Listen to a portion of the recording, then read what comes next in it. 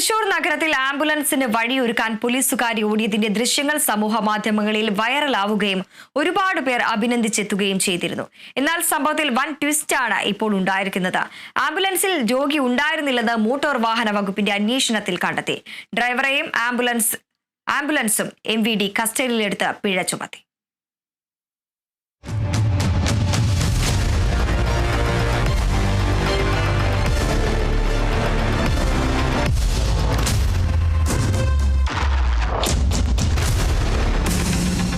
ആംബുലൻസിന്റെ driver വണ്ടി ഓടിക്കുമ്പോൾ മിററിൽ ഡ്രൈവറുടെ കൈവശം ഫോൺ കണ്ടെത്തിയിരുന്നു.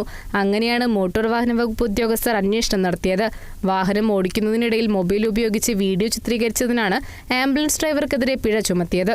ഫോൺ ഉപയോഗിച്ചെന്നുള്ള ഒരു കുറ്റത്തിനുള്ള 2250 രൂപ ആണ് ഫൈൻ ഈടാക്കിയിട്ടുള്ളത്. അതിന് അന്വേഷണങ്ങളിൽ അങ്ങനെയാണ് നമുക്ക് ബോധ്യപ്പെട്ടത്. ഒരു രോഗിയെ എടുക്കാൻ പോകുന്ന വീഡിയോയാണ് പ്രചരിച്ചത്. ആ സമയത്ത് വാഹനത്തിൽ രോഗിയില്ലായിരുന്നു.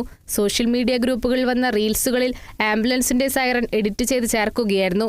താൻ സൈറൻ ഇട്ടിട്ടില്ലായിരുന്നുവെന്നും രോഗിയില്ലെന്ന് പറയാൻ സാവകാശം ലഭിച്ചില്ലെന്നും ആംബുലൻസ് ഡ്രൈവർ ഫൈസൽ പറയുന്നു. ഒറിജിനൽ വീഡിയോ തന്റെ പക്കലുണ്ടെന്നും ഫൈസൽ അവകാശപ്പെടുന്നു. ആരാണ് ഇത്തരത്തിൽ വഴിയൊരുക്കിയതെന്ന് പോലും അറിഞ്ഞിട്ടുണ്ടായിരുന്നില്ല. ഇൻസ്റ്റഗ്രാമിൽ പങ്കുവച്ച വീഡിയോ വലിയ രീതിയിൽ സാമൂഹ്യ മാധ്യമങ്ങളിൽ ഷെയർ ചെയ്യപ്പെടുകയായിരുന്നു. 3ാമത്തെ ദിവസമാണ് ആരാണ് പോലീസുകാരിയെന്ന് വാർത്തകളിലൂടെ അറിയുന്നത്. ആംബുലൻസിൽ രോഗിയുണ്ടായിരുന്നുവെന്നും മെഡിക്കൽ കോളേജിലേക്ക് കൊണ്ടുപോകുകയായിരുന്നുവെന്നും വെളിപ്പെടുത്തൽ വന്നതും അപ്പോഴായിരുന്നു. അപ്പോൾ എന്ത് പറയണമായിരുന്നുവെന്ന് അറിയില്ലായിരുന്നുവെന്നും ഫൈസൽ പറയുന്നു. Kerala vision news, Thrissur.